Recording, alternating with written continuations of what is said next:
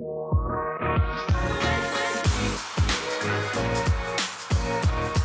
up mga kapatid? At nandito na naman tayo sa panibagong unboxing at ngayon nandito sa tabi natin ng isa sa mga pinakabagong smartphone ni Oppo. Ito ang Oppo A96. Sulit nga ba? Magkano nga ba? Okay ba siya? Maganda ba pang gaming? Maganda ba pang live stream? So yan ang ating mga pag-uusapan dito. Pero syempre kung ikaw ay bago dito sa ating channel, baka naman. Don't forget to like, share, and comment, subscribe at yung malita bell para lagi kang updated sa lahat ng ating video. So tara, umpisa na natin.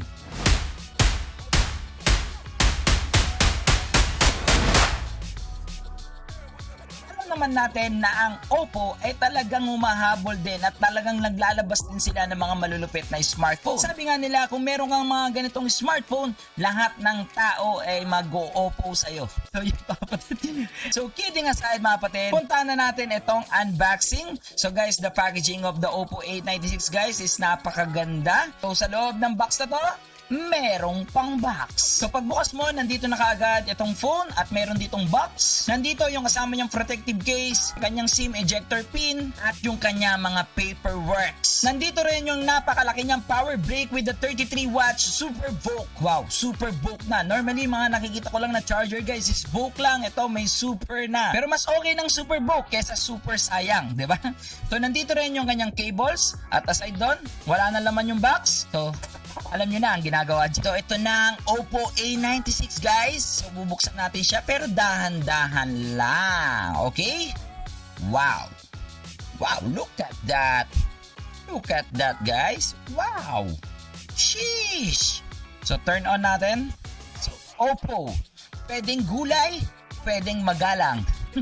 So wow, grabe itong phone na to, napakasarap hawakan. So this smartphone is equipped siya ng Snapdragon 680 chipset at 2.4 GHz octa-core CPU. Pagdating dito sa harapan, it's a glass front.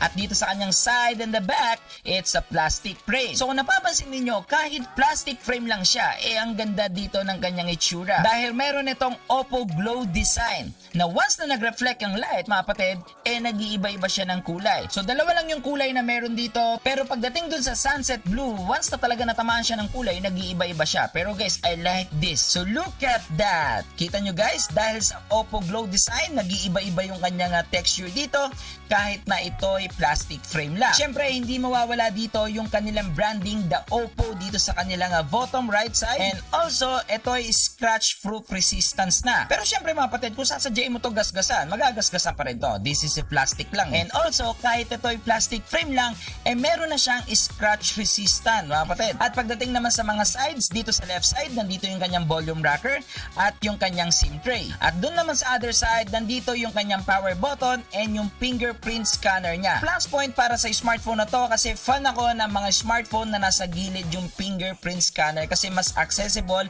mas madali. Lalo na guys, meron akong malaking kamay. Napakadali mag-unlock and unlock ng smartphone. And dito naman sa bottom part, makita natin dito guys yung USB interface Type-C at yung kanyang speaker. And a plus point para sa smartphone na to dahil meron pa rin siyang 3.5mm jack para sa kanyang audio. So boss Lucio, isa lang yung kanyang speaker? No guys, makikita nyo yung kanyang speaker dito sa ibabaw at guys, nandito sa ilalim yung pinakamalakas. Dito sa ibabaw para siyang tweeter lang guys, pero okay lang kasi mas nai-improve nito yung kanyang sound quality. Pagdating sa battery life, hindi rin papatalo dito ang Oppo A96 dahil meron itong 5,000 mAh non-removable with the reverse charging. At sumama mo pa yan ng 33 watts Super VOOC power brick.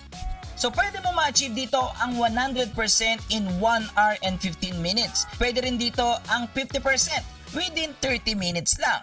Ganon kalakas mag-charge itong Super VOOC na to, no? Meron ka ng malaking power storage at napakabilis pang mag-full charge. So bagay na bagay ito sa mga gamer, heavy user dyan, or yung mga nagbablog, gamit lang ang kanilang mga smartphone. At speaking of vlog, ipapakita ko sa inyo mamaya yung camera nito. Pero puntahan muna natin dito yung kanyang display. Meron siyang 6.59 inches Full HD Plus IPS LCD with the 90 refresh rate. 1080p na rin at naka 29 aspect ratio. So pwede mong iset ang kanyang refresh rate to 90 and 60, pero ako pinipili ko auto select para hindi siya ganon kalakas sa battery consumption. Alam naman natin guys na pag pinipili natin yung mataas na refresh rate, yes mga kapatid, sobrang gandang experience nun para sa ating mga users, pero guys, alam naman ninyo rin na malakas kumain ng battery consumption ang mataas na refresh rate. Also this Oppo A96 meron na rin siyang IP54, so dust resistance na siya at splash resistance. Pero guys, hindi sinasabi dito na po pwede nyo siyang isubmerge or ilubog sa mga swimming pool or sa dagat guys, so splash lang siya. Pagdating sa kanyang RAM, meron tong 8GB of RAM with the expandable of 5GB virtual RAM. So once you do that, magkakaroon na kayo ng total of 13GB of RAM. Grabe na yung good na yung for multitasking, pag-game, and everything guys, hindi ka na mabibitin doon. Meron itong built-in or internal storage guys na 256GB. At syempre pwede mo pa tong i-extend or dagdagan using the SD card. Para sa kanyang main camera, meron itong 50MP wide at 2MP depth. Hindi siya yung mga normally na nakita natin ngayon ng smartphone na sobrang dami mga camera. Ito dadalawa lang. Pero guys, matindi yung kanyang camera dito or the main camera. It's 50MP. At para naman sa kanyang selfie camera, meron itong 16MP wide. So yun guys, ang gamit naman natin dito guys is yung main camera, the 50MP 1080. So guys, so far guys, okay naman. Medyo shaky lang talaga siya ng onte. Kung may gimbal ka naman, medyo may improve mo to. Pero kita nyo naman yung detail, yung quality ng camera ay talagang okay, swabing-swabe. Pasok na pasok talaga guys. Lalo-lalo na sa mga aspirant vlogger dyan. Good na good, marirecommend ko to. Camera ng Oppo A96. So yun guys, ito gamit natin ngayon yung front camera nitong Oppo A96 at guys, ito yung kanyang internal mic. So yun narinig yung audio is nanggagaling lahat dito sa cellphone na to. So guys, ayan na po yung ating resolution dito. So far naman guys, malinaw. Okay, medyo shaky lang siya pag medyo umalog yung kamay natin, pero okay naman so far guys, wala na mga problema. So pagdating naman sa pag-take ng pictures, hindi rin talaga nagpahuli dito si Oppo A96. Sobrang ganda, sobrang detailed, sobrang liwanag man yan or sobrang madilim. So in short, maganda siya in low light. Nagustuhan ko rin dito guys na once na nagpo-portrait shot ka, sobrang ganda or ang detail dito ng pagka-blurry. Kaya kung ikaw ay aspirant vlogger at smartphone pa lang ang kaya mong bilhin, marerecommend ko yung mga camera features na naka-equip dito sa Oppo A96. And para naman sa mga gamer at gustong maging streamer gamit lang ang kanilang smartphone, napakaganda rin ng performance nitong Oppo A96. Sa kanyang Antutu benchmark, napakaganda dito ng kanyang rating at para sa kanyang refresh rate sobrang smooth. At ang nakakatuwa dito, if you playing Mobile Legends, meron siyang high refresh rate at ultra graphics settings. So sobrang smooth, hindi tayo naka-experience dito ng frame drop. Dala na rin niya ng meron siyang mataas na refresh rate at samahan mo pa ng magandang processor. So sobrang smooth dito ng paglalaro natin ng Mobile Legends. Susubukan naman natin siya. Isa sa mga malalakas kumain ng FPS drop, ito ang Call of Duty Mobile. So para sa kanyang graphics settings, kaya din niya dito ng very high graphics quality at high frame rate. And if ever lang na maka-experience ka ng pagdadrop or ng lag dito habang naglalaro ka, meron siya ditong settings sa gilid na pwede kang mamili ng performance mode papunta sa pro gamer mode, balance mode at low power mode. Pero syempre dahil gusto ko na mataas na gameplay, dito tayo sa pro gamer mode. Ngayon, kahit na naka-max settings tayo sa ating mga nilalaro, hindi tayo makaka-experience dito ng any lags or anumang drop frame. Siguro magkakaroon ka na lang ng lag kung bumibitaw ang iyong internet provider or ang iyong mobile data. In short, itong Oppo A96 talaga, it's equipped kung ikaw ay gamer, kung gusto mo siyang gamitin for lifestyle, or sabihin na natin heavy user ka o multitasker guys, talagang sasamahan ka sa trip mo dito kay Oppo A96. So saan nga ba pwedeng mabili itong Oppo A96 at magkano nga ba ito sa market? So sa pag-launch niya, ang SRP nito is 17,999